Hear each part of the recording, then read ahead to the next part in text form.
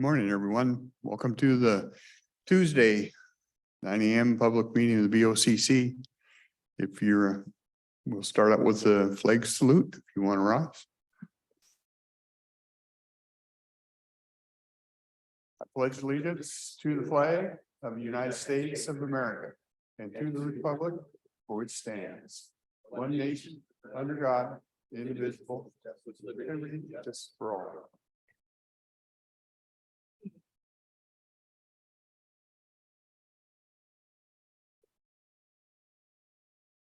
Okay, I will ask Mr. Mortensen to review the minutes from last week. Good morning, everyone. As usual, I reviewed the minutes of the activities last week and I move to approve those minutes. We have a motion to approve the minutes. Any questions, corrections, concerns? I see none. I call for the vote. Those in favor? Aye. I also vote aye. Motion passes. We'll go down through consent agenda today. One item to note, I do need to be cognizant at 9:30, we have a public hearing on amendments to the 2023 budget. So I'll just be aware of that at that time. Under consent agenda, agreements, contracts, bids. We have a contract with HyperReach for a notification system to send messages via multiple channels to recipients in Cowlitz County. This is a renewal of a 3-year contract. The dates run from January 24 through December of 26. Cost of that is $22,722, of which Pacific Core reimburses $18,000. So the actual cost to the county is little under $5,000. Another agreement with an appraisal firm to help with public works when they have the need. We have a facilities use agreement with Community Integrated Health Services LLC. Gives them entry and temporary use of common office space in the courthouse when they're over there doing some of their work. And then we have a final cost report for the Clamor River Road Culvert project. If you remember, earlier in the year, we had the ability, time-wise, just the way our schedules worked out, for the county to replace a culvert. I think there was 2 on the list. We got to 1 instead of sending that culvert out to bid. And this is one of those, and this is closing that out. We replaced this Clamor River culvert for, you can see the dollar amount, $72,444.95.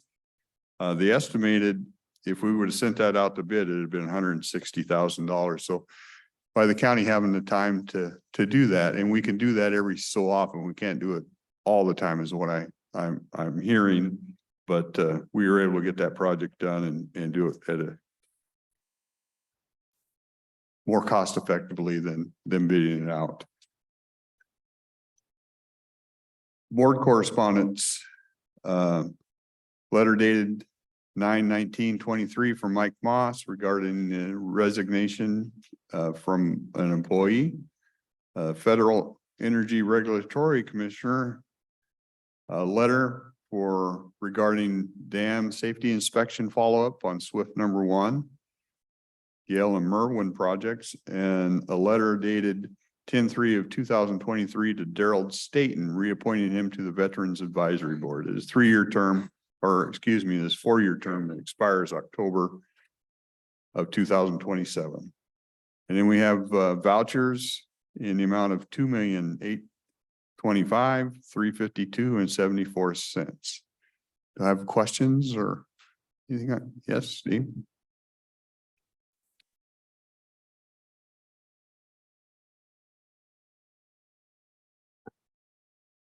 Item number 3, Community Integrated Health Services LLC. What are they doing with county facilities and what is their purpose? Did you want to answer that? The Community Integrated Health Services is the child of the Behavioral Health office. They're located up in Centralia. Or is it Chehalis? Chehalis, thank you.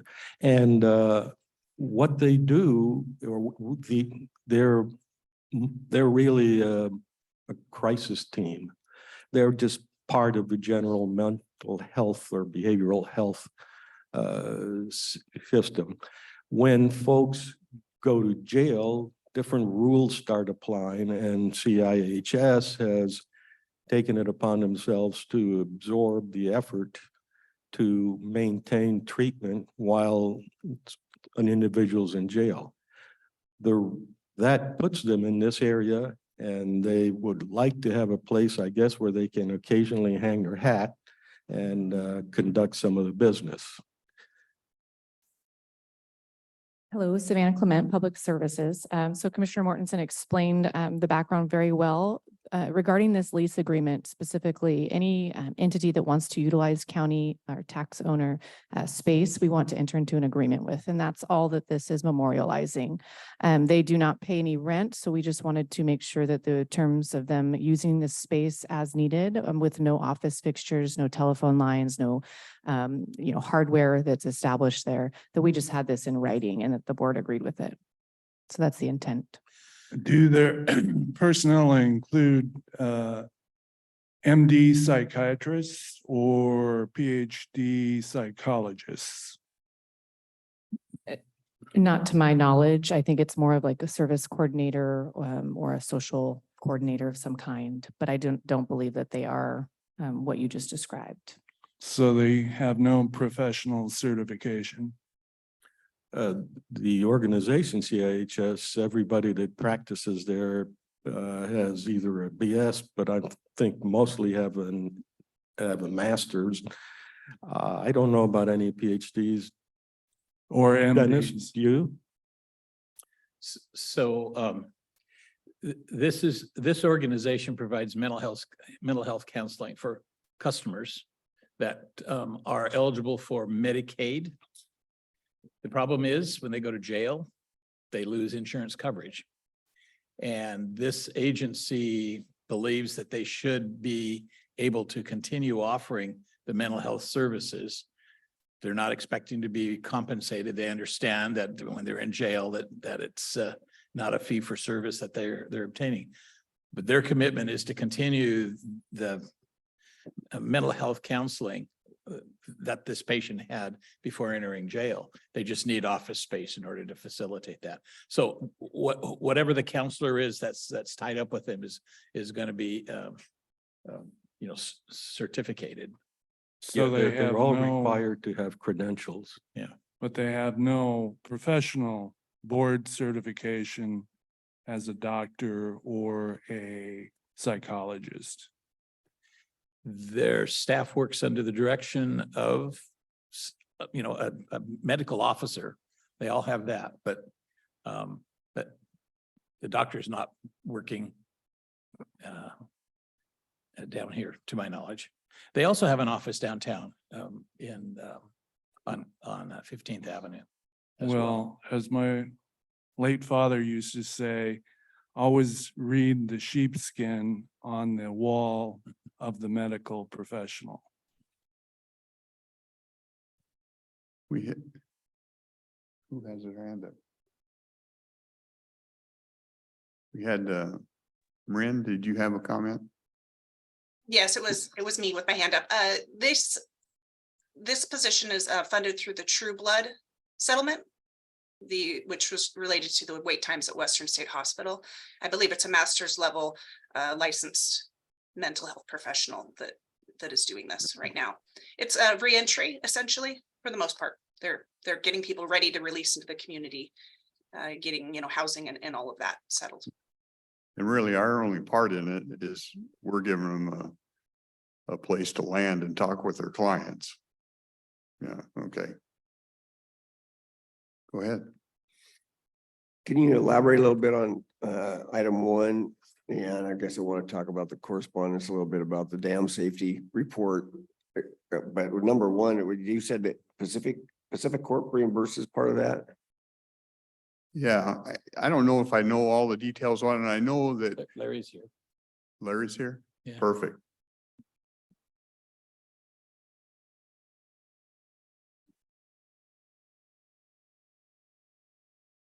Good morning, Commissioners. Larry Hembry with Cowlitz County Emergency Management.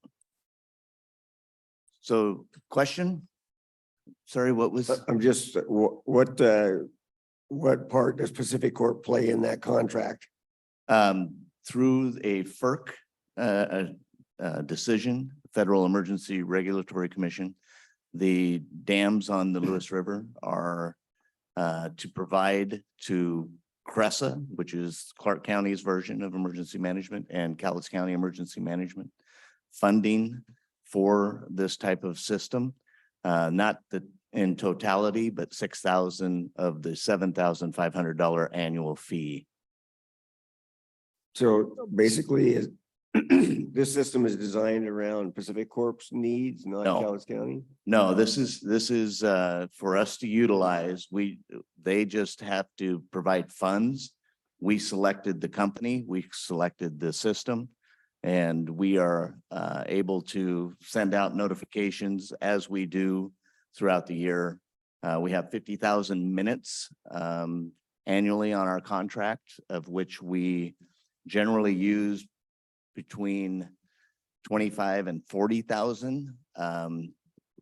We have an agreement that should we go over those amounts, we are able to purchase additional minutes. It doesn't just go away or shut off. Who decides when that system is necessary to use it? Emergency responders request us to activate that system. So law enforcement, fire service, public works, and we also work with the National Weather Service, and we determine when those notifications go out for the National Weather Service. Although you can sign up for emergency alerting through the National Weather Service independently. Okay, thank you. You If I bet. could add, in mill towns, often there is a big old pole, and on the top of it, there are horns blaring that alert the public that is near the area of a catastrophe of some kind. So it's an alert system. And in this case, it's a phone call to everybody. It's a three-tiered system. We can do the phone calling, which is geo targeted to the areas identified by the emergency response. We have the WIA that we're able to utilize, which is the wireless emergency alert system, which they will be testing tomorrow nationally. And they have the. How do we know, how do we get to see that if I'm at home? How do I know that's been? So there's two. There's the WIA, which is off of the cell phone tower. So on your cell phone will be a message that will say, this is a test of the emergency alert system. I'm paraphrasing. I didn't bring that with me, but yes, there will be specific wording, and it does say test. And then there will be the EAS, which is the emergency alert system, which is what you will see on your TV screens with the interruption of your favorite program, which it always happens at that time. And will also be over the radios throughout the country. Should there be significant weather events tomorrow, they have set an alternate day of the 11th to do the test. Also of interest, just to let you know, on 10/19, October 19th is the Great Shakeout. And on that day, the state of Washington will be doing the same test for their system. It is a scheduled test annually. They will be doing that at 10:19 a.m. as well for the state of Washington. And then we do quarterly tests for Cowlitz County. And our next one is in the first week or two of November. Thank So, you. It's going out by telephone, by email, by how many different? It does not go out by email, but it does go out by telephone or text. So you can get a phone call or a text message, or you can get both. There are notifications that go out via radio, and there are notifications that go out via the television stations as well. Depends on the level of the emergency as to which tool we utilize. Most of our incidents here in Cowlitz County have been requests from the emergency response agencies, and they have very specific parameters that they utilize, they give us. And then we draw the map. We develop the message based on the words that they give us. Some of those words might include shelter in place or evacuate immediately, and to learn about when it's clear to return, we will notify you this way. Okay, I can see a million questions I could make out of that, but thank you. That's Yep. good. Absolutely.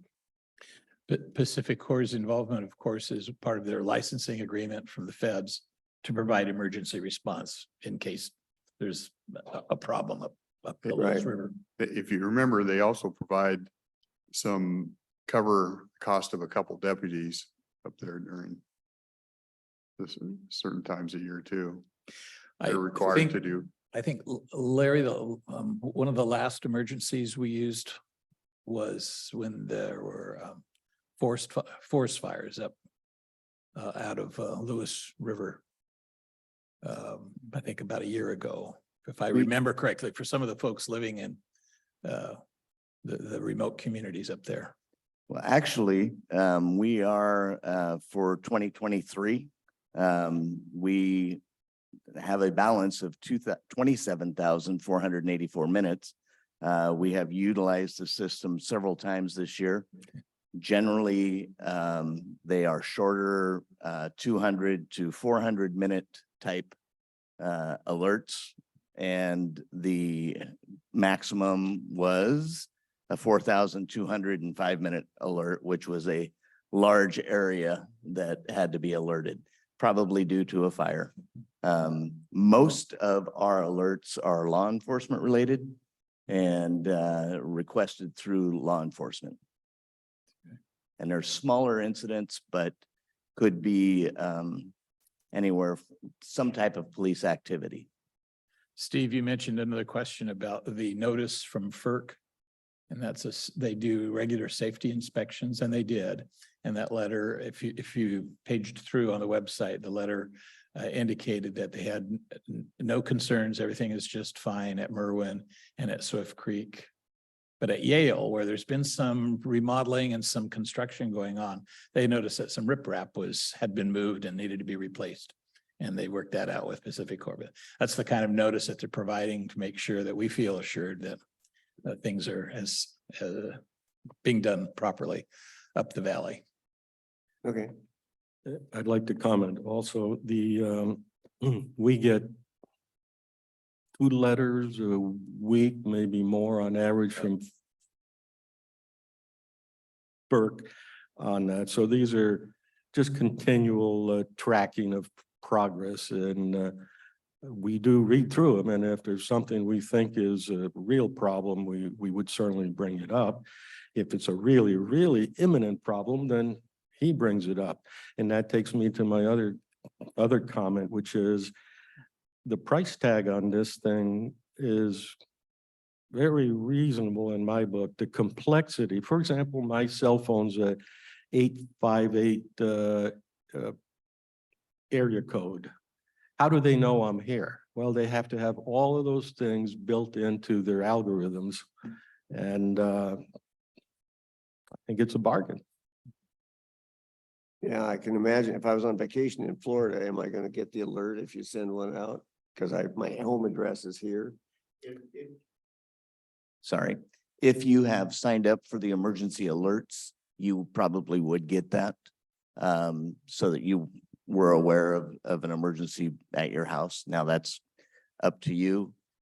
If it was something that we wanted to reach a large amount, we didn't have much time, we would put it out via the WIA, which is the wireless, and that would only bounce off the cell towers in the identified area.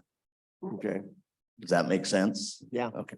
Going back to the Florida question, just to illustrate the complexity, your cell phone has a thing called an HLR. That is to say, the system has a home locating record or location record. When you are elsewhere, is a VLR, a visitor location record. So his system has to decide for you who's in Florida, do I contact you because I know you're in Florida, or do I forget it because it's an emergency here?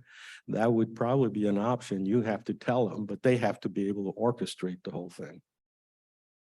Okay, thank you. And then one other comment, though it may not pertain to what you're saying.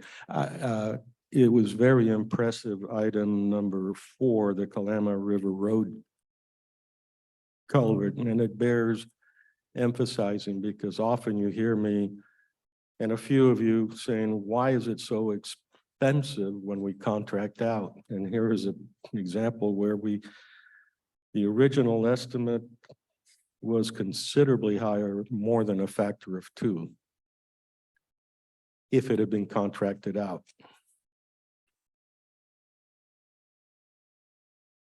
Commissioners, if I might, the one thing I want to make a pitch for right here is when emergency alerting started via the phone, we had mostly landlines at that time, and you folks will remember those are the hard lines, the old Ma Bell type systems. That's Not the- before my time. Not the VoIP or the computer aided telephones or the cell phones.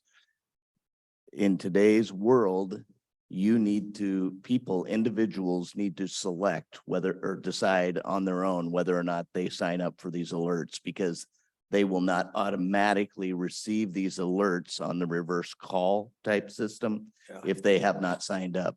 They can do that on the Cowlitz County website under Department of Emergency Management, and you'll see the hyper reach icon where you can go in and sign up if you would like to receive those alerts. Thank you. I'd like to add one thing onto that. That's spot on, of course. If you get one, make sure that other people in your neighborhood also realize it. Thanks, Larry. Okay, Mr. Chairman, I move that we approve today's consent agenda as presented. we have a motion to approve consent agenda. Last questions? Questions on this? Or have you already made a decision? We've got a motion on the floor to approve the consent agenda. Okay, can I comment on this emergency alert? Yeah. Back in the Stone Age, about 1996, when we had the 500-year event when Cowlitz County got inundated. I was out with the guard at Willow Grove. I was down on the Lewis River with the guard. And cell phones were new. And immediately, when you have an event like this, having witnessed it myself and having worked with Captain Hembry and District 2 back in the Stone Age, immediately cell phone towers get overloaded and you get no service. Now with this 5G and texting, and what do you think is going to happen if we have another 500-year event? You won't get any service from cell phone. I guarantee you that. All you got to do is go up to Abernathy Mountain and look at the forest of antennas. If they don't short when the generators kick in, I don't know what's going to happen. We had a military radio they were called Singars, which were totally useless. We couldn't even contact the armory here in Longview. And we had a lot of problems out there with boils. And then, of course, you had the landslide on I-5. And I assume this is with FERC, if the dams get breached or they have overflow, is that correct? Any of the above, I'm sure. Well, that's a long ways up there to Yale, and it's in a canyon. So if you don't have a satellite link, you're not going to get anything on a cell phone. And it's going to be interesting tomorrow when, should this had been an actual emergency, it's already too late. Yeah, we can't do anything about the latter, but with respect to the cell phones, there are bits of identity in the cell phone that puts a cell phone in a class. One of the classes can be emergency, and if that is activated, then I, as a non-emergency person, can try and call all day. I'm not going to be able to get through, but the emergency people will be able to get through. So one of the things the hydroelectric companies are required to do, and that is, to the best of their ability, store water. And then they Right. release it at times. So that provides us with some extra flood protection. But I do remember, I think it was in 77 when we had another high water event. And it turned out that there was miscommunication up on the Cowlitz. And the Tacoma City Light runs those two dams, and some of that high water was their fault. But they've been in communication ever since, and they've done a pretty good job since then. But you can't control the Columbia River any more than it already is, and the dams on the Lewis are under scrutiny. So just like Succession Mhm. or Secession. I'm glad you brought that up, Commissioner Weber, because you were still teaching and I was a junior in high school and I was up there watching this.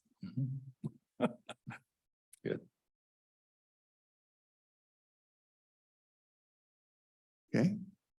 Any other questions?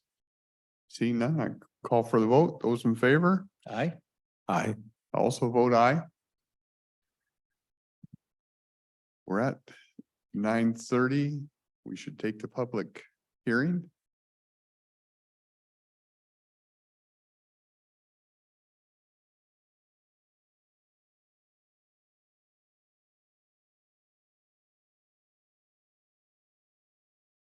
Good morning.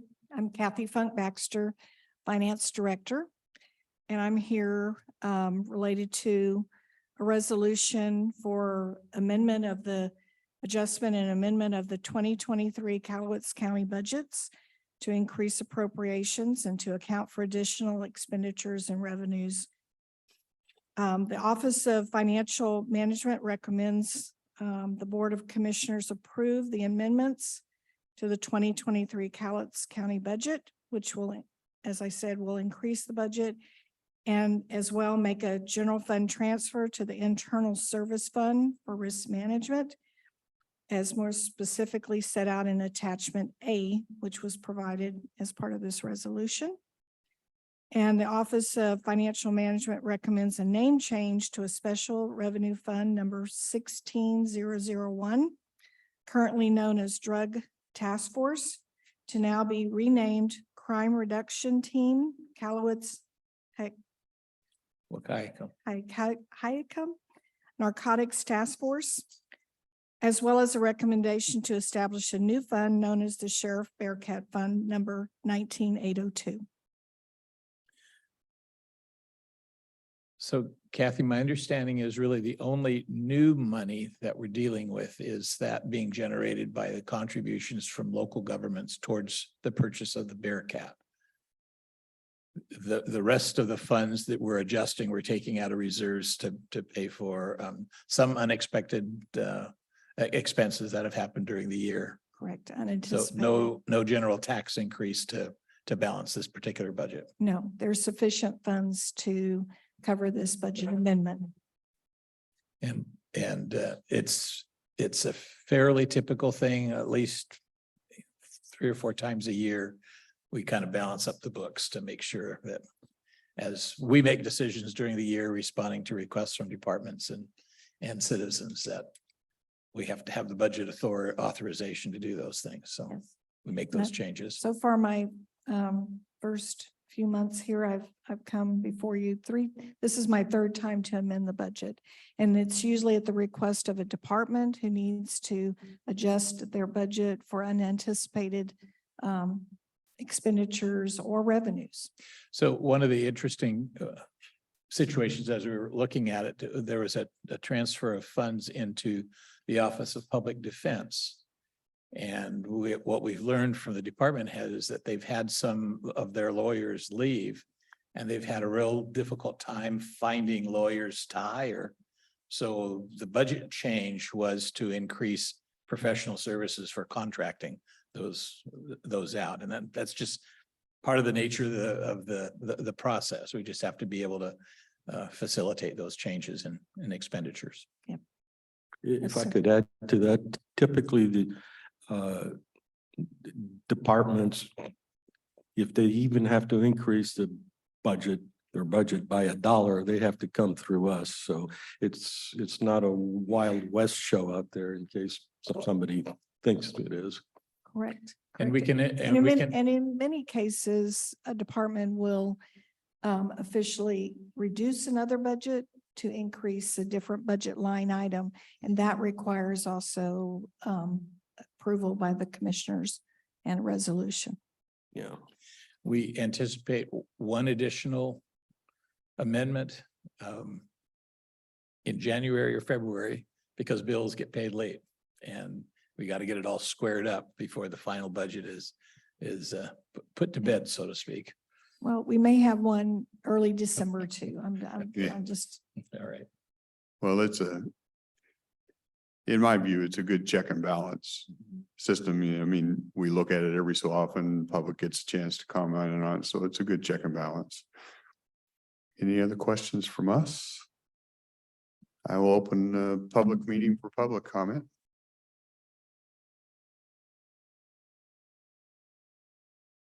Now, I know you're coming up on budget season because counties are on an annual budget, not a fiscal budget like the federal government. So I'm curious, you're transferring money from the general fund to this Bearcat fund. How much? okay, on the Bearcat Fund, they actually have their own revenues through cooperative agreements.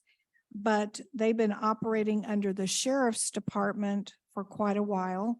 And they're seeking to actually establish a separate fund to account for those funds because of accumulating fund balance.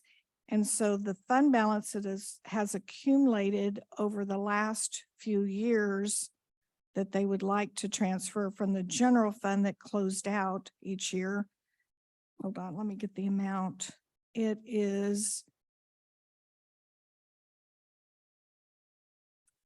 $29,814. And that's an accumulation over several years. Residual from previous county budgets. Yes. Now I have one question. I'm looking at the actual resolution. And I'm curious about 1, 2, 3, whereas. As the sheriff, the CRT, CWNTF, as there is no longer an agreement in place covering the activities and funding provided by other counties. Now, what other funds did other counties provide? I'm not sure that I can answer that. Let's see if Katrina Harris is on the from the sheriff's office.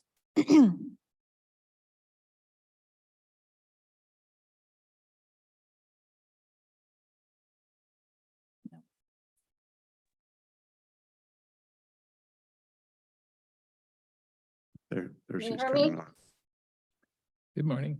Good morning. Can you hear me? Yeah, So could you please repeat the question? Gladly. The third whereas in the original resolution has the sheriff and then the acronym for the The old It's drug Unit. task force. Yeah, Cowlitz Wahkiakum Narcotics Task Force. Oh, is that what CWNTF? Yeah, that would make sense. Yes, sir. As there is no longer an agreement in place covering the activities and funding provided by other counties. Now, my question is, what other funds were provided by other counties?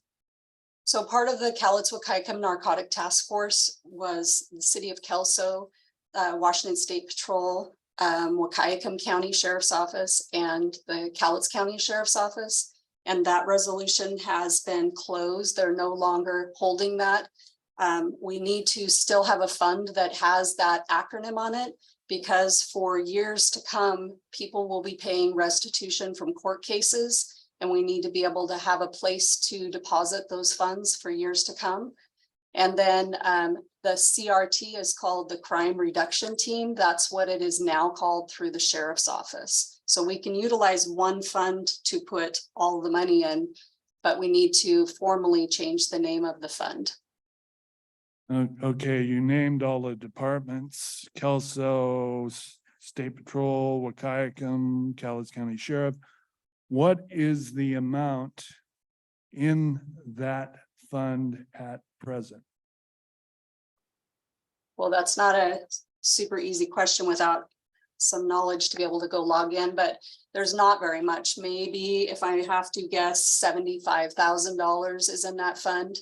So it's not a lot of money, but the fund has to be used for the same purposes. So the money that came in from any kind of seizure, foreclosures, any of that has to be used for specific purposes of trying to get drugs off the street. So at present, according to the budget department, there's 29,418 cents. That's for the Bearcat. Okay, That was the Bearcat Different amount. fund. so I assume these two funds are going to be combined then. No, No, sir. no, two there's a separate Bearcat funds. fund, and then there is a separate fund. There are RCWs that you have to keep the money separated in their own fund. Thank you. You're welcome. Thank you, commissioners. Do you have any questions? Thank you. Katrina. Any other questions? Okay, I'll close public hearing. Pleasure.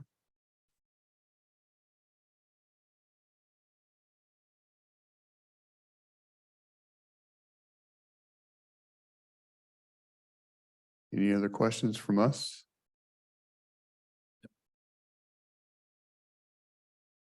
Oh, I don't have any question. You have a hand up there. Hello.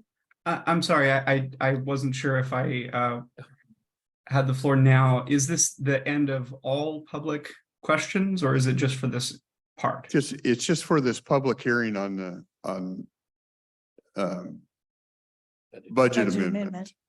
It's not, we haven't opened up the public comment on everything at this Okay, point in time. no We're just problem. going I'll, through the public hearing. Yeah, No problem. I'll stay back then. Thank you. okay.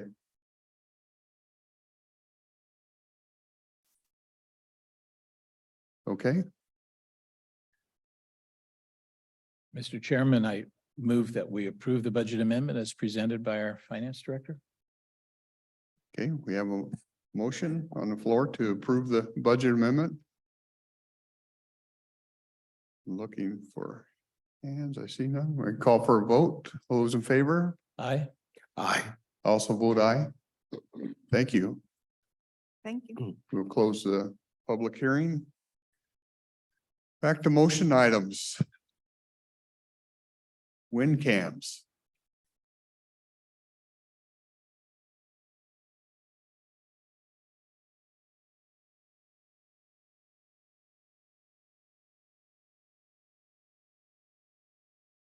Good morning, Board of County Commissioners and members of the public. Savannah Clement with Public Services. Today, I recognize I have a pretty big ask, probably the biggest ask I've ever come to the board to approve, and it is for a software solution for Public Works.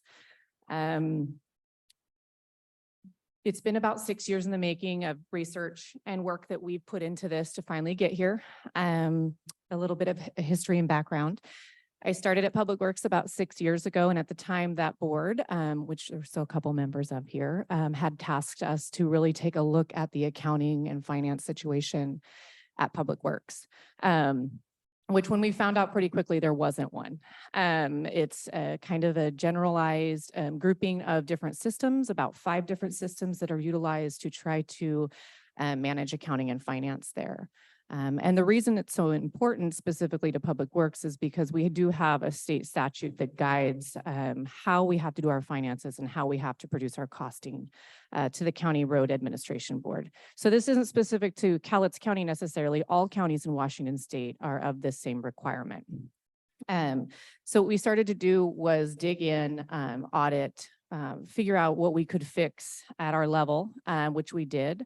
And then we recognized what we couldn't fix, what we were unable to do in-house. And so to satisfy that and to ensure that we can continue to be accountable and transparent for this reporting, we started looking at what we currently use, which is PeopleSoft.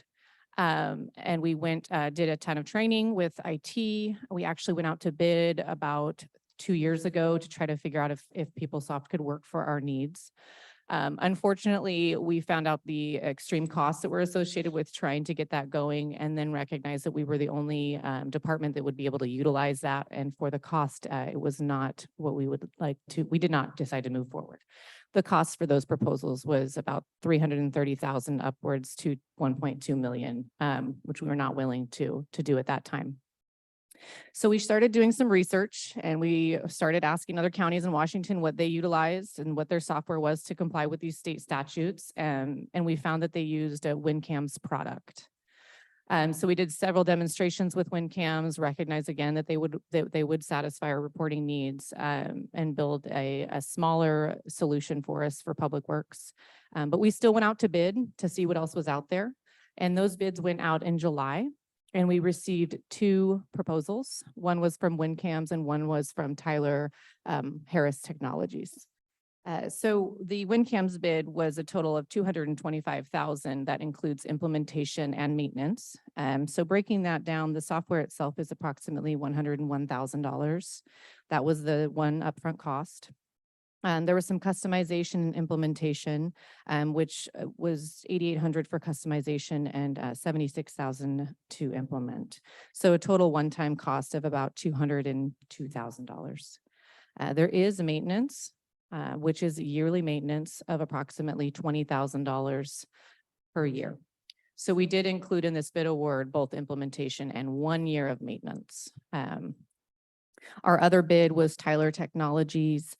They had several line items that accounted for theirs, which was about $420,000 for the other solution, which would not have satisfied our statutory requirements for reporting. So we did select WinCams. WinCams is what we have presented today for the bid award. And we were asking the board today to please approve that to move forward. Again, this is not the contract execution, it's just accepting their bid that they presented in July. That's all I have. Questions? As I was reviewing the documents, I noticed that you had a list of other counties who had success with WinCams.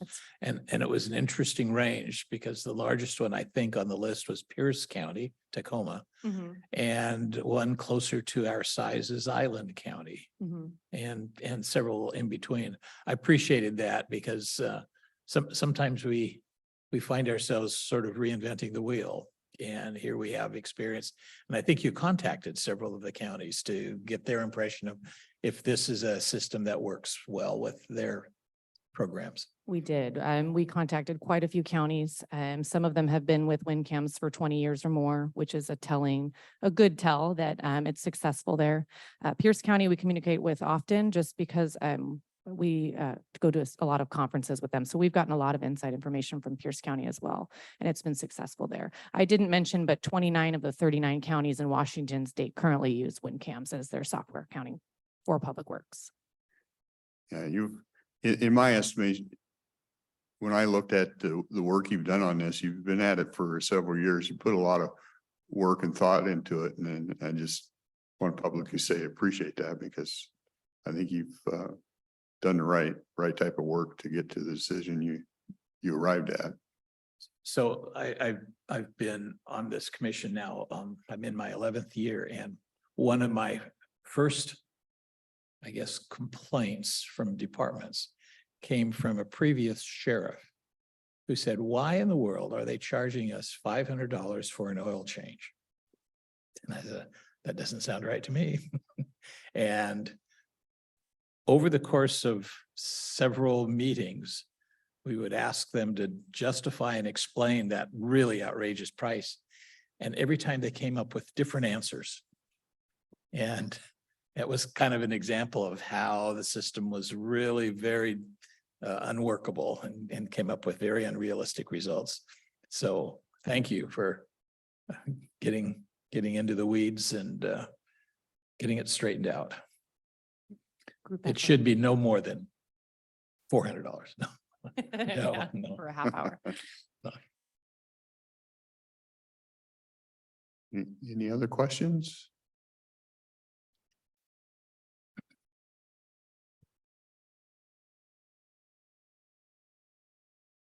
Now, if I understand your presentation correct, you're from Public Works, I am. and what's your title? I am the deputy director there. And the gentleman sitting next to you? I'm Sean Rowe, Finance Manager for Public Works. Now, you say the accounting system in Public Works is kind of in a jumble. Was that correct? Our cost accounting system doesn't technically, we don't have a software system there. Correct. I would agree with that. This is for the commissioners. Through the grapevine, from your own employees in Public Works who came to me, they told me there was some improprieties that bordered on criminal activity. If this be the case, then I suggest this commission board call in an outside investigator, possibly from the Washington Attorney General's office. Almost in the same vein as Mr. Swanson, Commissioner Weber.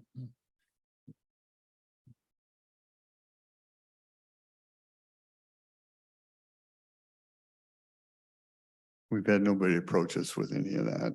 Me neither. Yeah. So that's news to me. Any other questions? Just a quick one for the gentleman. You're not, has this anything to do with the proposal at hand?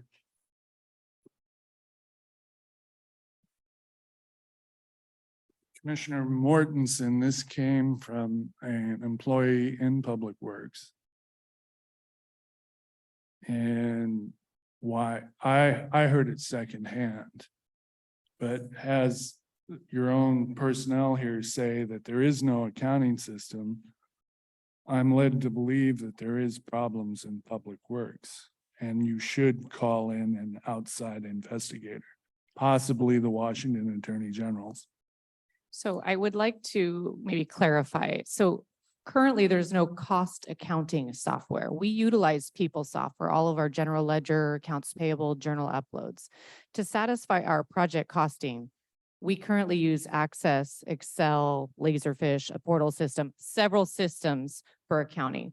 But in regard to any accountability or financial questions that may exist or claims, I would also recommend the Washington State Auditor whistleblower online.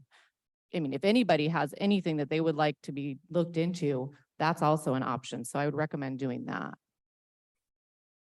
Not to go further, this professional, this had professional certification in the Public Works Department, was asked, well, I can't go any farther than that, but it doesn't have to do with your new contract, but you should have had this on board when he was there and when Mr. Swanson was here. But it does border on the same accountability with Mr. Swanson.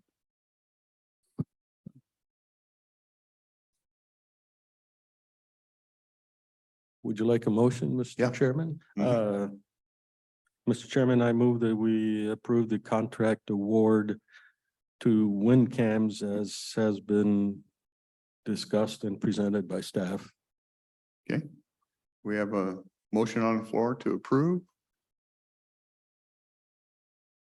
See no hands. I would call for the vote. Those in favor?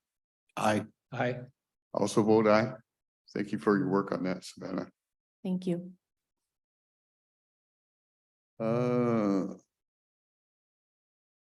Paint. Local agency agreement.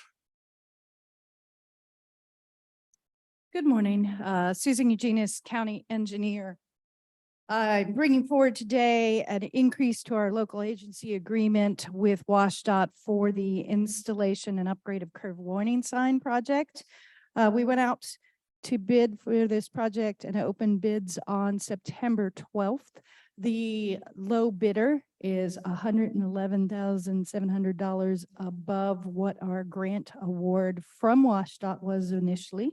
With working with WashDOT, as this is a federal aid project, we needed to get approval of the low bidder. And in that process, they offered an additional $111,700 to make up our difference. And this paperwork formalizes that agreement we're making with the state.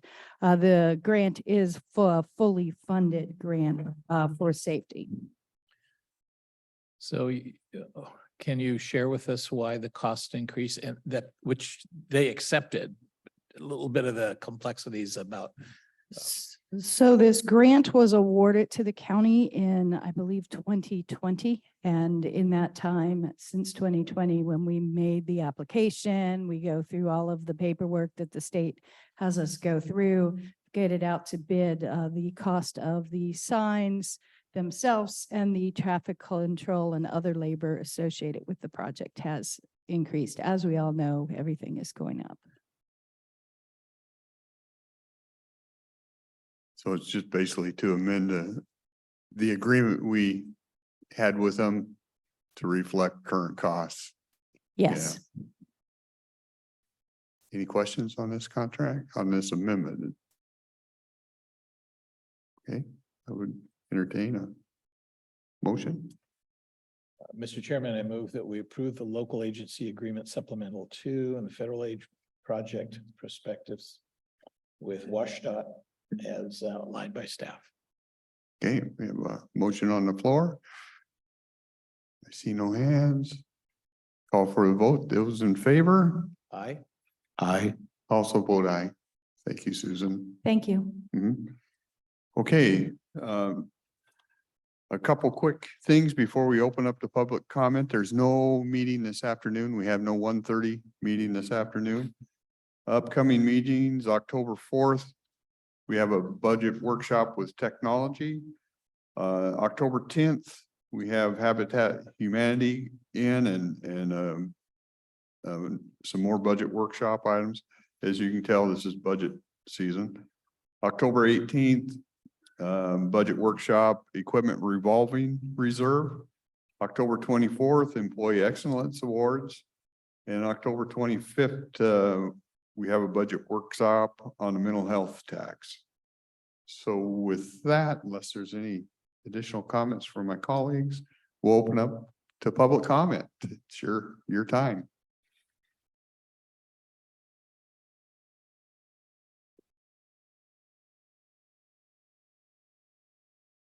Morning. Good morning, Commissioners.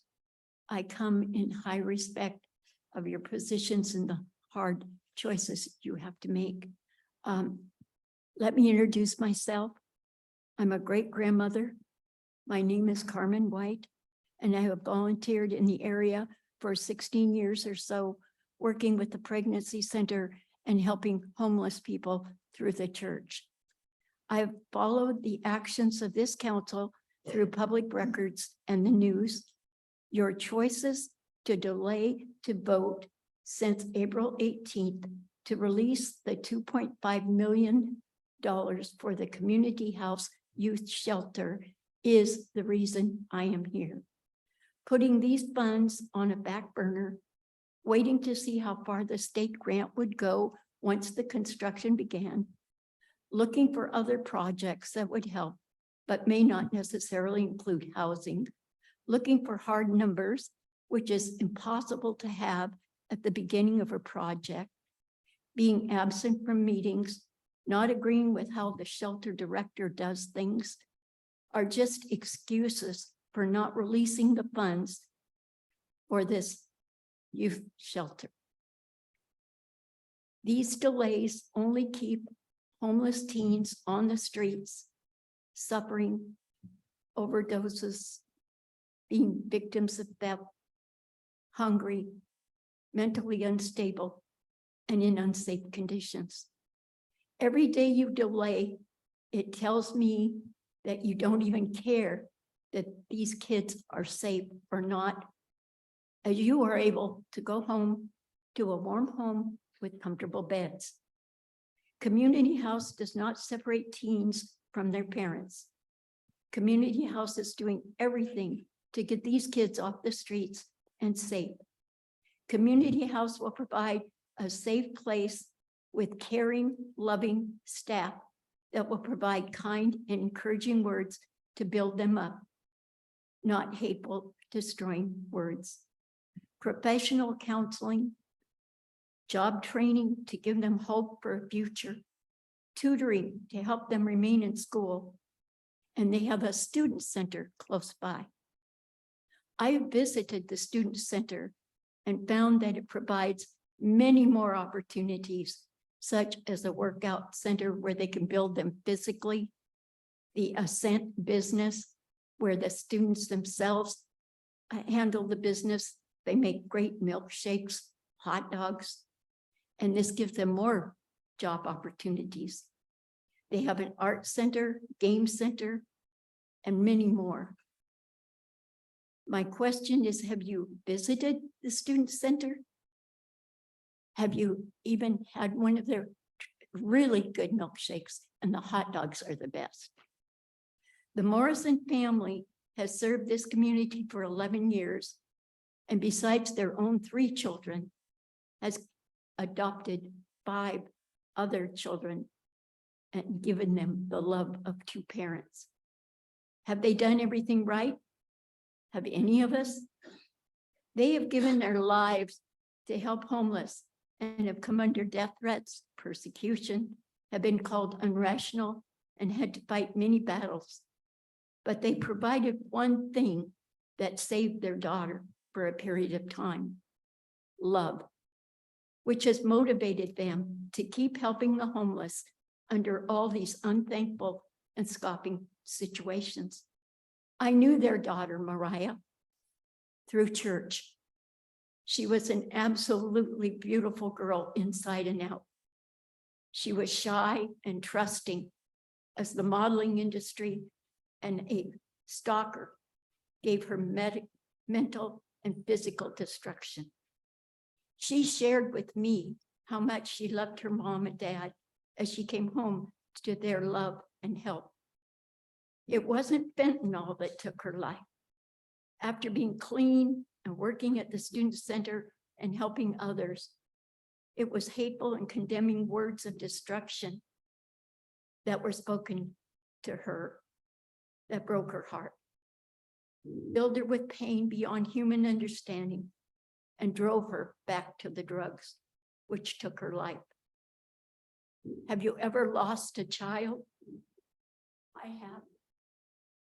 My daughter of 54 years took her life because of a terrible divorce. And I'm ending here.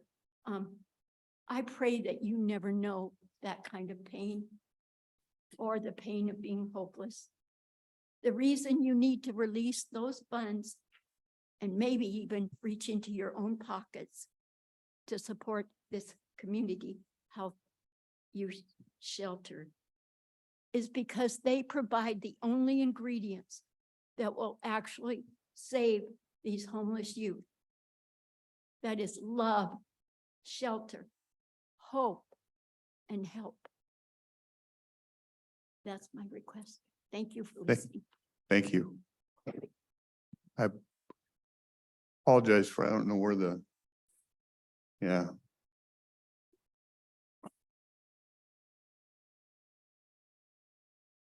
I'm a liberal Democrat. I was born one. I was raised by one.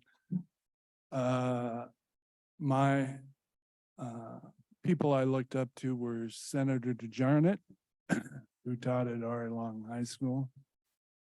Representative Thompson, who ran the Cowlitz paper up in Castle Rock. Ray Ryan, the late Ray Ryan, full colonel, late Ray Ryan, who was your assessor. Probably the most respected county official I've ever known. As Captain Henry back there sitting in the bleachers can attest, we've seen a lot. And we've lost people. And I've lost people.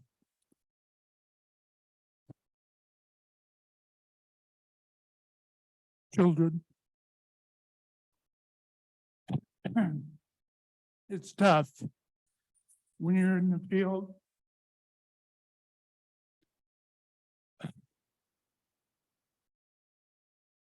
They train us to control our emotions, but it doesn't work.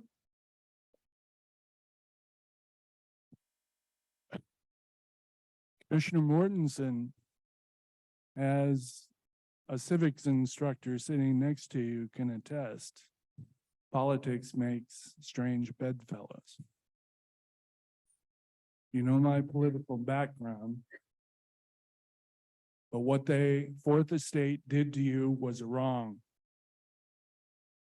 It was a workshop where public cannot comment, just has it on the Longview City Council. If you're a member of the public and you go to these workshops, you cannot counsel. If the Fourth Estate in this county wanted to see something, they should have stayed for last week's public health meeting. Now, I couldn't stay because I had work to do. I caught the last end of it and I had to chuckle because it was on STDs. Now, a former instructor who was at R.A. Long, who just died, when he came back, he was my civics instructor in my senior year. I knew his background. Senator DeJarnett taught with him at R.A. Long. My father knew his background and said the Longview School Board overreacted when they fired him, and they did. They didn't use common sense, especially in the height of the civil rights movement. And the funny thing about that was he probably did more good to stop STDs in this county than anybody with his condom project. Now you got to realize his background. He was in the Navy, he was on the Forrestal. That sailor suit attracts him like flies. So he knew what he was talking about. Mr. Kip didn't, and he was later fired for incompetence, I believe, at Columbia River. So he was right about that. He monitored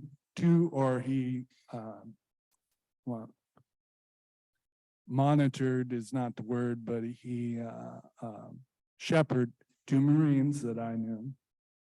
One of them retired in career, Dumbald and Fairley.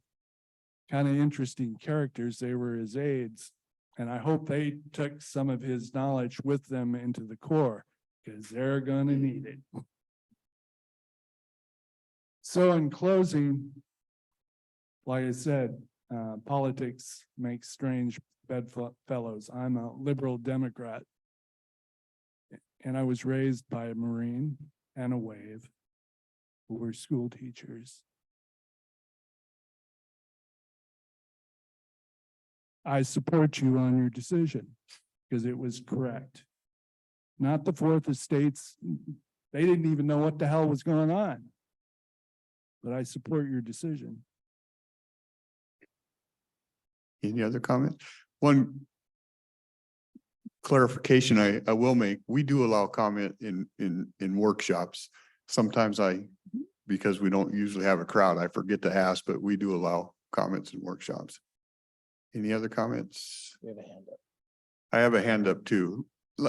Steve, yeah, let me get to that because there was a gentleman that was trying to, Yeah. Hey, folks, can you hear me? yes. Excellent. Thank you. Commissioners, thank you so much for the opportunity, your willingness to hear comments from the public. It is encouraging to know that we are given the ability to give input into the people who are making decisions on our behalf. With that, I'd like to make a request that my comments remain anonymous, as is my right under RCW 42.30.040. I'd like to call attention to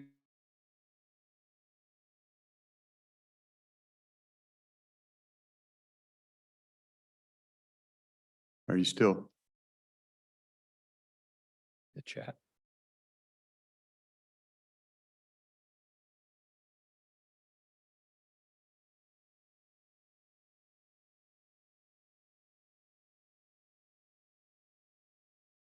I don't know what happened there, but we lost the gentleman. I would say, I'm sorry. Oh, Can you hear me again? yeah, Thank you. Where'd you lose me? I would like to say, I would like Oh, to. gosh. It's so far back. Okay, so first thing, I'd like to request that my comments remain anonymous, as is my right under RCW 42.30.040. I'd like to call attention to the linked video there in the chat and ask that it be included in the transcript of this meeting at the board's discretion. I'd also request that this video be played in open view for the public. I am not looking for a response at this time and intend to exit this meeting after it is played. Thank you.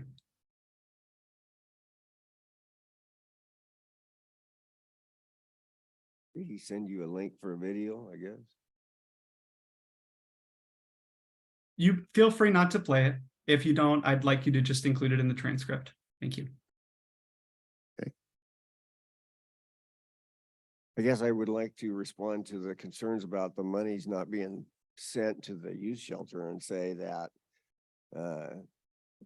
unfortunately, there's in the current situation, current status of our society, there are deaths that are happening and dealt with on a personal basis. People's feelings get hurt. However, as stewards of public funds, then I would expect you gentlemen, as unemotional as possible, to evaluate the credibility of those programs that are asking for money, asking for funds. Don't just throw it out there because of emotional pleas. And regardless of how emotional it gets, it needs to be backed off to what is the proper business decision to protect those public funds and to use them wisely. That honest evaluation should be done as unemotional as possible. And yeah, it's great if we can help people, but a hand up, not a handout. And there's a definite value in being able to tell the difference. So I would hope that through the course of action that you guys have to go through in evaluating where you send money, especially in programs that are designed to try and help other people in their situation, drugs or alcohol or whatever it is, that you look at them with a good, both eyes open and evaluate not just how good it looks, but how good does it work? What is their success rate? I sympathize with the gentleman that lost his daughter. I read the newspaper article. I wasn't here for the hearing. I can only say that, I would think, I would assume that the gentleman gave his daughter the absolute best care he possibly could. at least as good as he would give anybody in his program. And it's most unfortunate that he lost his daughter.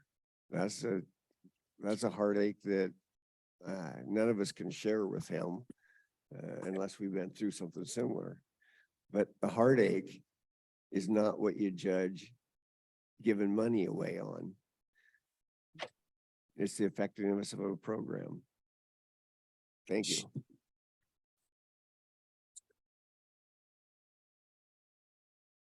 Let me do a quick check if there's any.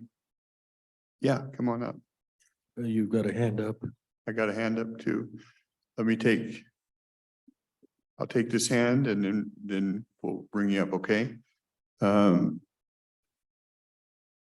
Joe, go ahead. Make sure you're unmuted and you should be good to go.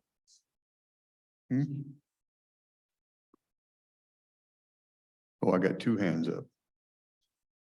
Shannon is, okay. Is it my turn?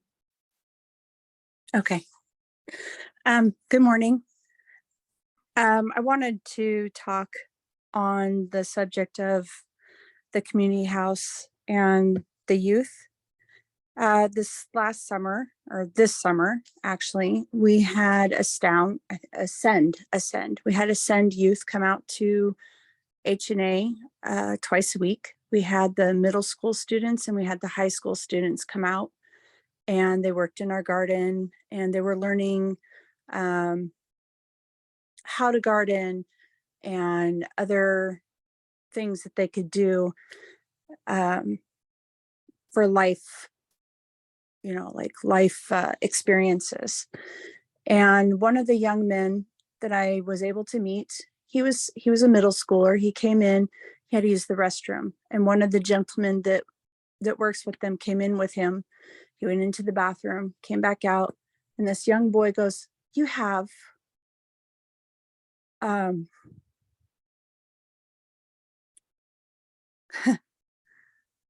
art supplies. I said, I do. I have an art club and I teach art. Could I have one, please? I said, yes, you may. And I ended up giving him two. These are young children that need to have people to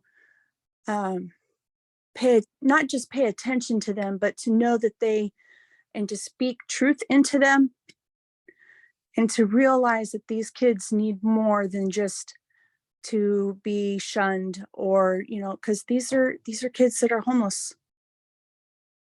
The majority of those kids that were coming to our center were homeless. And it broke my heart. It broke my heart that this young boy, all he wanted was just wanted something to paint on. That's all he wanted. These are programs that are vital. And I have a heart for our youth. That's why I work my hours at H&A. That's why I want to have a free tutoring center. I want the youth in our area to know that they have a safe place to go to because of the rise of drugs. And unless you've lost somebody to drug addiction, you don't know what it feels like. My husband and I had no idea that his cousin moved down the street from us. We knew that she was in the area, but then we thought she moved back home, which would be Idaho, the Panhandle. But she was down the street from us, struggling with addiction. And she hung herself. And we had no idea. You cannot tell somebody that they could not have helped their loved one, because it hurts. We had to go and clean the room and take the rope down.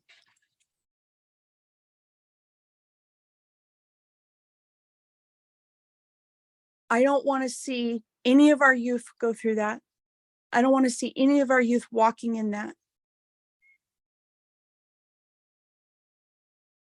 I respect you, gentlemen. I respect each and every one of you. But you have to understand the pain that families go through when they are in this situation. And I want those youth to have hope.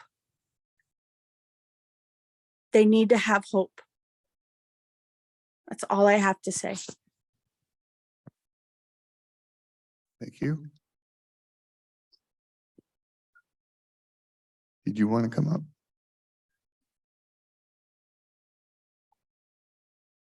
Yeah, come on up.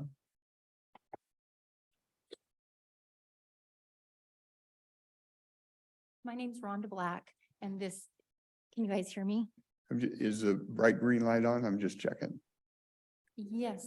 Mhm. Okay, good. Okay. Okay, you can hear me? Okay, so this is my first commissioner meeting, so I'm not sure how it goes, but this is a different subject, so is that okay? Yeah. Okay, so my name is Rhonda Black, and I am a founder along with my husband for a veteran nonprofit called Heaven, helping every veteran in need. HEVIN. We started that nonprofit in 2018 to just bridge the gap. Excuse me, could you go a little slower for me? Audio is a bit hard. Yes, Thank I get nervous and speak very fast, so I'll slow down. So my husband, Rich, who is a veteran, we started a nonprofit for veterans in 2018. And it's called Heaven, which is spelled HEVIN, and it stands for Helping Every Veteran in Need. And our mission and purpose was, we had a friend who was a veteran and he needed some help because he was self-employed and he was going to have hip replacement surgery. And that surgery was going to make him unable to work for a couple of months. And his wife received Social Security, so they were nervous about their finances. And my husband and I were like, it seems like if people knew this veteran needed some money that they could help him, that they would just all pitch in and help. And so we tried to look for resources, and other than the Veteran Relief Fund, we didn't see anything out there. So we thought, what if we started a nonprofit and we bridged the gap between all of the community resources and the need? Because we don't want to reinvent the wheel. And there's a lot of wonderful community resources out there. But there are bridges to be gapped, and our heart was for veterans. So we started the nonprofit and we had no idea how bad the need was. So recently I heard that there was $700,000 something in the relief fund for veterans right now, and that the money isn't being spent. And my worry is that I heard also that the money might be, there was talk, and I don't know the rules because I'm not a county official and I haven't searched the RCWs enough to know the rules, but I've heard that they're trying to put the money, and I'm guessing that's the commissioners, I'm not sure who they is, into the general fund.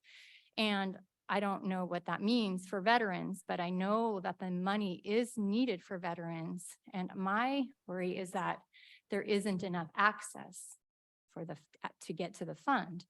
And I say that knowing that you have paid rents to 4 organizations to help veterans access the fund. But when I try to refer, it's hard for veterans to access those places. And so I just wanted to compare your flyer.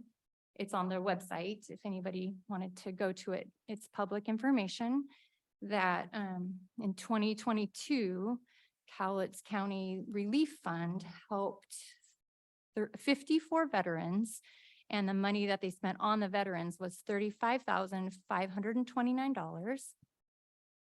And that Heaven in 2022 helped 96 veterans, and we spent a total of $50,519.51.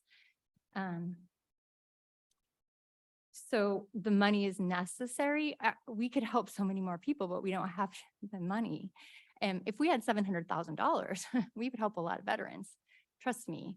And I know that there's a lot of rules, there's bylaws, it's very black and white, who can be helped on the relief fund and who can't. Unfortunately, there is a rule that says that Heaven, our organization, who's tried and true and has very transparent money and very low overhead, can't access that fund. We can't, and access the fund, just for clarification, doesn't mean we get money from that fund. It means we assist a veteran to apply for the money, and we take that application to the county and say, here's an application. We've vetted them. We've checked their DD 214. We've checked their identification. We've checked their income.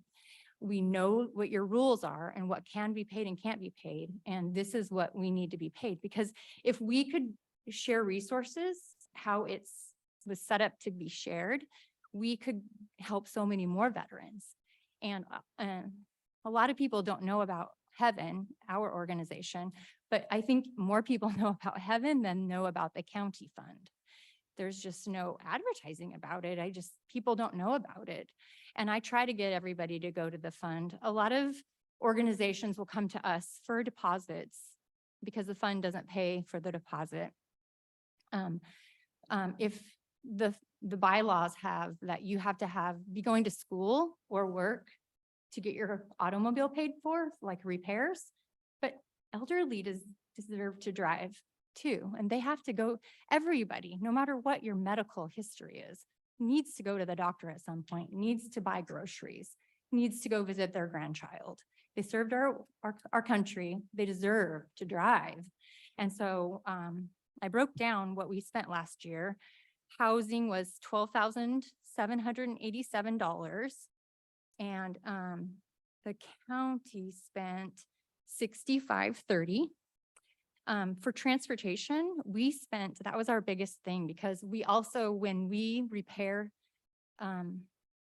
somebody's vehicle, we don't just repair their vehicle, we get their tabs renewed and we give them a 6 months insurance, because we just get them the basic cheap insurance, and we go through like a veteran organization for insurance, and it's usually around $300 for the 6 months.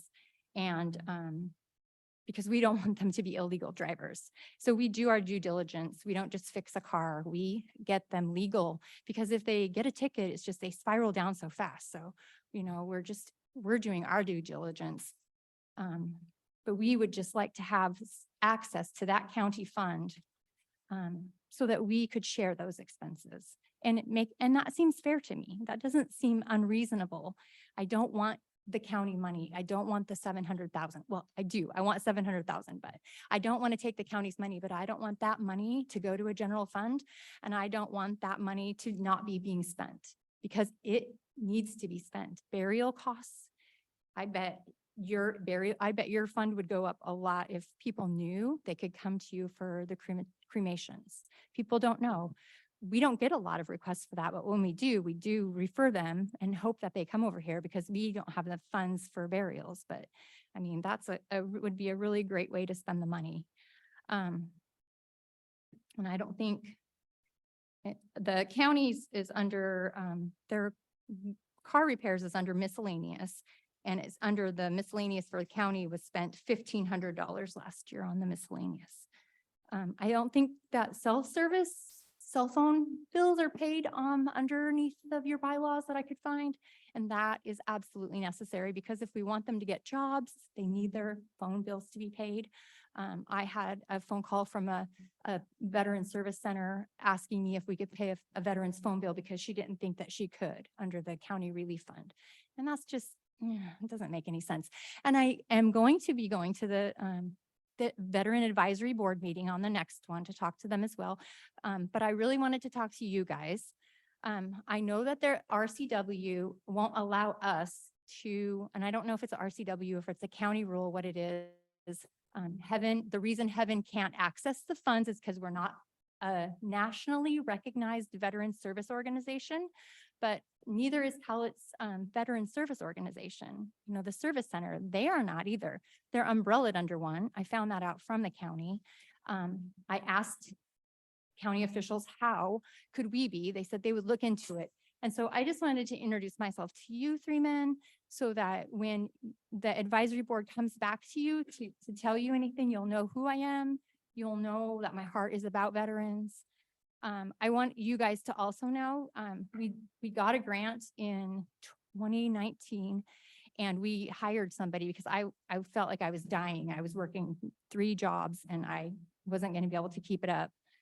We hired somebody and we have a payroll overhead, but that payroll expense for 2022 was $32,123.49.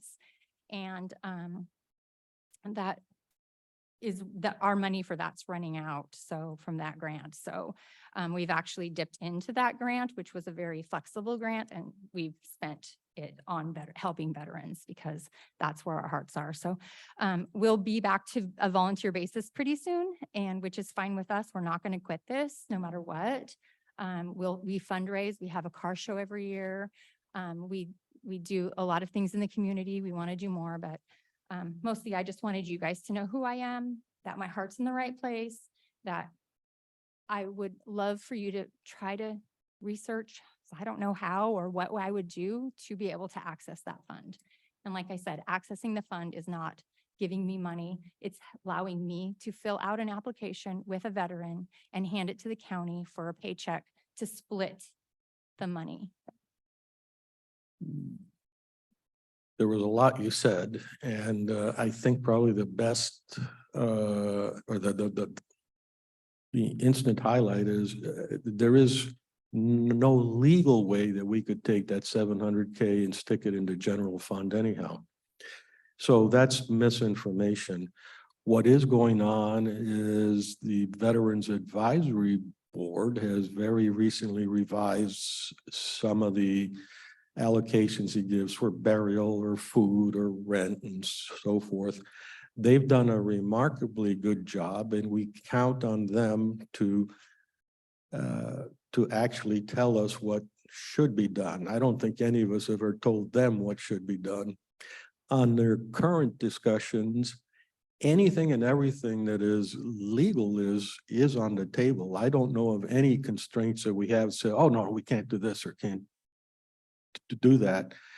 The question I would have asked you quite some time ago was, have you gone in to speak to the Veterans Advisory Board? You know, retired Judge Stonier is the chairman, and he's got a very good group of people around him, and I have nothing but respect for them. Does it bother us that we've accumulated 700,000?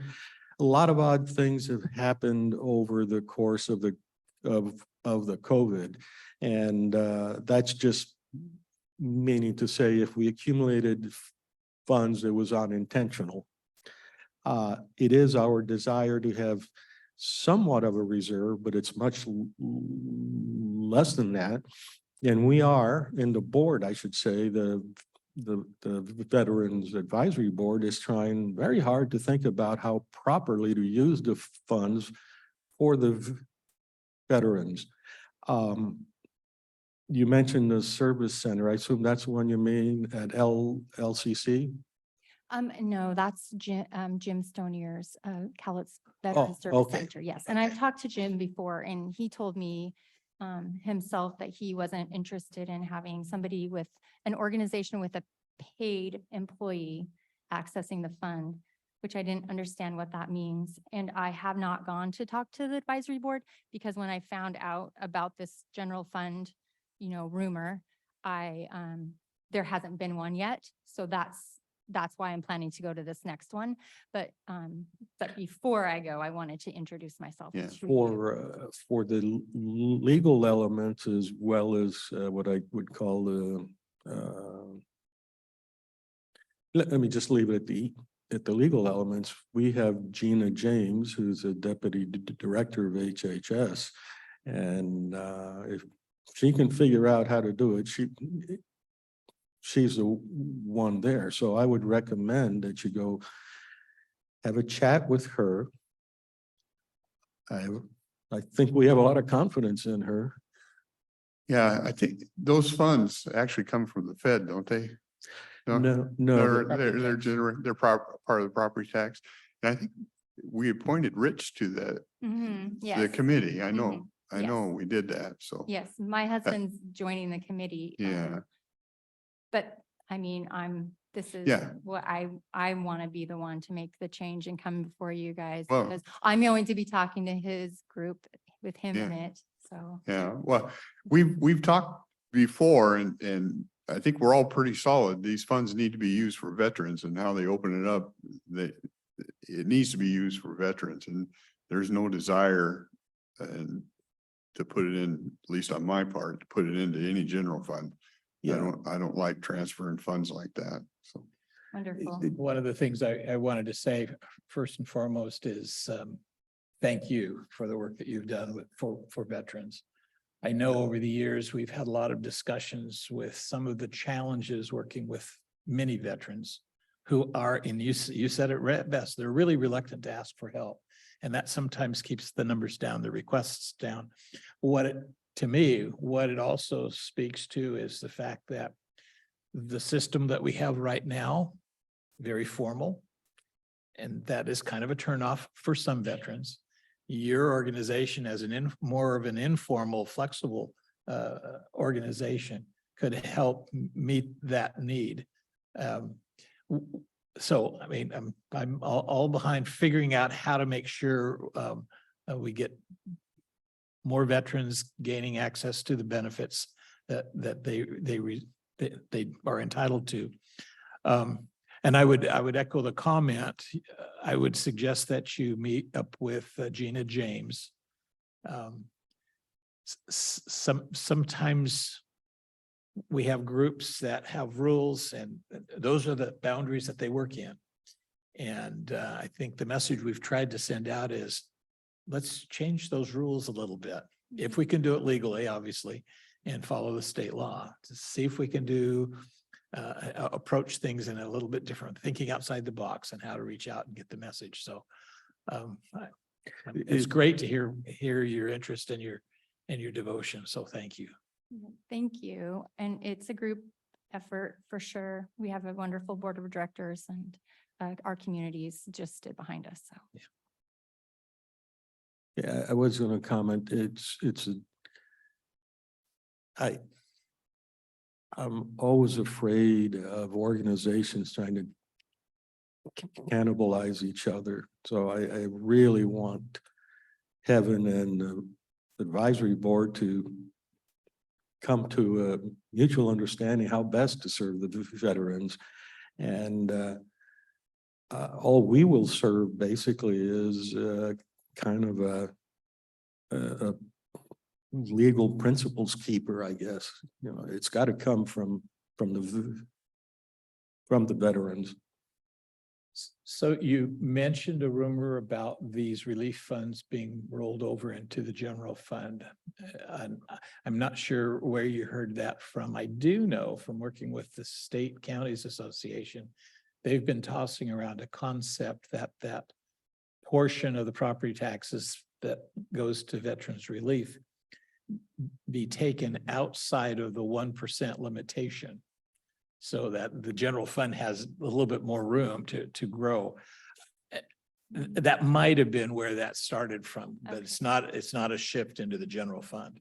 Gotcha. So, and that proposal hasn't gotten very far. I don't think you may come across that in the legislative steering committee. And at the risk of increasing on popularity, we know the old saying, you can ruin people. Like if $700,000 were dumped on your lap right now, it might make your life a little more complicated than you think. And that's what I like about the Veterans Advisory Board. They're not swayed. So I'm just saying, I want to be careful that we don't spoil a good thing. Yeah, I don't want $700,000 given to me from the county, and that's not at all what I was trying to say. What I want to say is that I want to be able to fill out an application with a veteran so that their emergency Understood. rent could get paid. It just makes sense. It's just silly to send them someplace else where they have to call, make an appointment, go take off time from work. you know, like, it just doesn't make any sense when I'm sitting there with them. I can fill it out for them. I know how to write and I know how to read the bylaws and I know exactly what they are. I know what the income levels are. We're already vetting them anyway. We're vetting their income. We're vetting their DD 214 form. It just doesn't make any sense. And I don't know, you know, like we work really closely. We work really closely with Jim. I love Jim. I love the whole group over there. It's not anything against them. It's not anything against any of the other ones. It's just access. It would be just so much more common sense if we just accessed it at the same time as we're already helping them. They already have to go get, it's hard for them. If their car breaks down, they have to go get 3 estimates. And that's hard for them. 1 estimate's hard for them. We usually pay for their tow because their cars broke down to go. We like to work with who we like to work with because we trust the auto body companies we've been working with for the past 5 years. They say that car isn't worth it. Don't fix it. You know, they're just straight shooters and they're honest and we trust them. So, you know, I don't know. We work really closely with VIP as well. They have temporary shelter for veterans. They'll come to us often for the deposit because we can do it fast. They need it fast. Otherwise they're going to lose the house because they don't have options right now. Like the housing market's so tight. So if they get an opportunity, they have to pay that deposit like ASAP. I don't know how they feel about it. I've never actually talked to them about it or if they're even allowed to, but they're filling out applications for veterans all day long. Maybe they want to access the fund. I don't know. I mean, same thing. They're vetting them. They have access to VA information. They can tell right now if they qualify as a veteran. I mean, like maybe it doesn't have to just be a nationally recognized veteran organization. Maybe it could be opened up to other veteran organizations who are ethical, have good standards, and have common sense and are available. We have our phone with us 24/7. We answer our phone on weekends and nights. I just got a call from a veteran needing a ride home from a hospital Saturday night. You know, like that's who we are. That's what we are doing. And it's not to take away from other organizations. When I came into this, we were told we were a joke. We were like a laughing stock that what you guys are trying to do won't work. And it's flourished and that's not to brag. It's just to show that it's necessary, that our group is necessary. And I welcome other groups as well. It's all necessary. Everybody's necessary. And not only the veteran organizations, but all of the nonprofits in our county.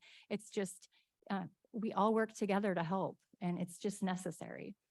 But when the fund is sitting there with that much money, I just feel like access is the issue. That's what my belief is. And so I'm just asking that I would be able to access it. And I will ask the advisory board and I hope that they will agree and ask you if that could be possible. Okay, Thank you. thank you. Thank you. Appreciate you taking the time. Thank you. Steve?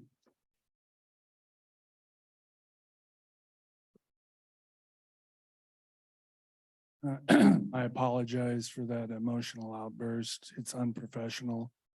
Yeah, it could be PSTD, but I'm still working at it. Let's get tough. We're talking about funds. You know my opinion on the auditor's funds. I believe there's 27 million in that for homeless and the fees are going up every year. Okay, I'll take a page out of my father's, late father's, administrative book. They're in control of his school, 300 children. And teachers came to him for requests to bump it up to the school board. Same thing which you heard today, especially from the VA, which is a tribute to Murphy's Law if you go to the Pentagon in Washington, DC. Okay, this is my father's. He says, if I get you these funds, what are you gonna do with them? And you better use them if I put my neck out there before the superintendent. And I'm gonna be watching. And some of his former teachers that are still alive, uh-oh, here comes Mr. Dragic with his yellow legal pad. That's what you people do. And what happened in that workshop, this is what my instructors told me 35 years ago. Dr. Pearlstein, PhD, MD, pissed off paratrooper because he missed killing the Nazis during the war. Okay. You can throw all the money you want at it. He was with the Rand Corporation. And this is true. I've seen it. Boots on the ground, face to face, dead body to live eyes. If that person does not want to change his ways from a substance abuse position, then all the money in the world ain't going to change that. That's where the Fourth Estate was wrong with you in that interchange. They didn't check it out. They didn't research it. They didn't have Dr. Pearlstein as an instructor. That's all I've got.